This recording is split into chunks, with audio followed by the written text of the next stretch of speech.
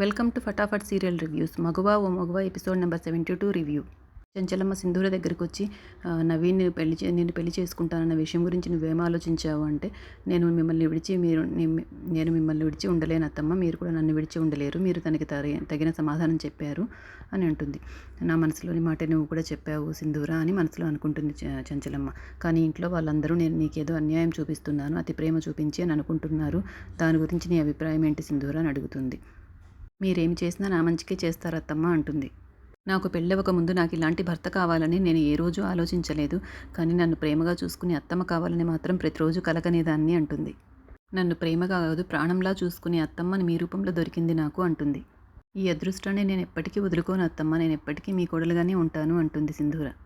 ఆ మాటలకు చెంచలమ్మ ఎంతో సంతోషించి నా కంఠంలో ప్రాణం ఉన్నంత వరకు నేను అపురూపంగా చూసుకుంటాను, పొద్దుపోయింది పడుకో అని చెప్పి వెళ్ళిపోతుంది.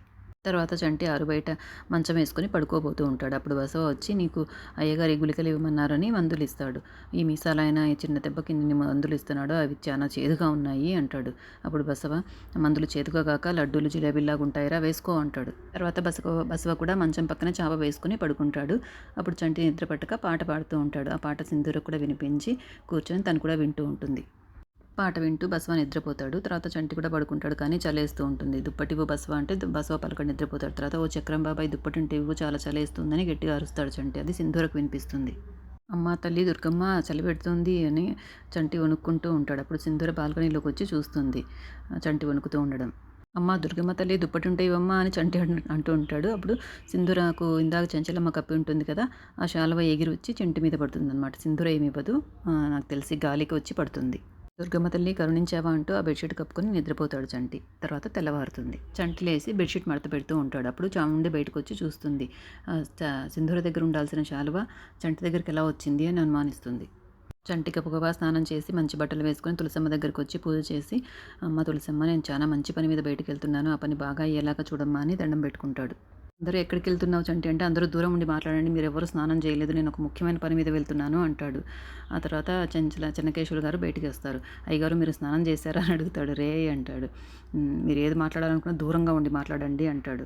ఒక ముఖ్యమైన పని మీద బయటకు వెళ్తున్నానండి, దారి ఖర్చులకు ఒక 200 కావాలి అని అడుగుతాడు. ఎక్కడికి వెళ్తున్నావురా అని అడుగుతారు. ఎక్కడికైనా ముఖ్యమైన పని మీద వెళ్ళేటప్పుడు ఎక్కడికి ఏమిటని అడగకూడదని మీరే చెప్పారు అయ్యగారు అంటే, ఎవరే నువ్వు ఆపురా, నిన్ను అడిగే కంటే కూడా నీకు అడిగింది ఇచ్చి పంపించేయడం ఈజీ అనేసి ఆయన డబ్బులు ఇవ్వబోతారు. ఆగండి చెప్పులు వదిలేసి తులసమ్మ దగ్గర పెట్టండి, నేను తీసుకుంటాను అంటాడు. తర్వాత చాముండి సింధూర దగ్గరికి వచ్చి, రాత్రి అత్తమ్మ నీకు ప్రేమగా శాలువ కప్పడం నేను చూశాను, కానీ అత్తమ్మ అంత ప్రేమగా నీకు శాలువ కప్పితే నువ్వు ఆ ప్రేమ ఇంకొకరి మీద చూపిస్తున్నావా అంటుంది. నువ్వు అంటున్నది ఏంటో నాకు అర్థం కాలేదు అంటుంది సింధూర. నేను అంటున్నది ఏంటో నీకు అర్థం కాకపోయినా నువ్వు చేస్తున్నది ఏంటో నాకు అర్థమవుతోంది అంటుంది చాముండి. నీ గదిలో నీ దగ్గర ఉండాల్సిన శాలువ చంటి దగ్గరికి ఎలా వెళ్ళింది అని అడుగుతుంది. రాత్రిపూట నువ్వు కిందికి దిగి బయటికి వెళ్ళావా, లేదా బయట ఉండాల్సిన వాడు లోపలికి వచ్చాడా అని అడుగుతుంది.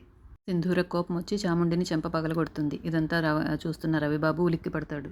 నా దగ్గర ఉన్న శాలువ చంటి దగ్గరికి ఎలా వెళ్ళింది అన్నది ముఖ్యం కాదు, నువ్వు నాతో ఎలా ప్రవర్తిస్తున్నావు, ఎలా మాట్లాడుతున్నావు అన్నదే ముఖ్యం అంటుంది సింధూర. నువ్వు నా అత్తమ్మ మేనకోడలివి కాబట్టి నీకు నా తోడుకోడలుగా గౌరవం ఇస్తున్నాను, ఇచ్చిన గౌరవాన్ని కాపాడుకోలేదనుకో చంచలమ్మ కోడలు సింధూర అంటే ఏంటో నువ్వు తెలుసుకుంటావు అంటుంది. తర్వాత రవిబాబు వచ్చి చాముండి నీకు ఇంత అవమానం జరుగుతుందని నేను అనుకోలేదు అని నవ్వుకుంటూ ఎక్కిరిస్తాడు. నేనంతా చూసేశాను అని. ఎపిసోడ్ అయిపోతుంది. రేపటి ఎపిసోడ్లో నేను ఒక అమ్మాయిని ప్రేమించానండి, ఆ అమ్మాయిని చూడ్డానికి వెళ్ళాను నేను ఈరోజు అని చంటి సింధూరతో చెప్తూ ఉంటాడు.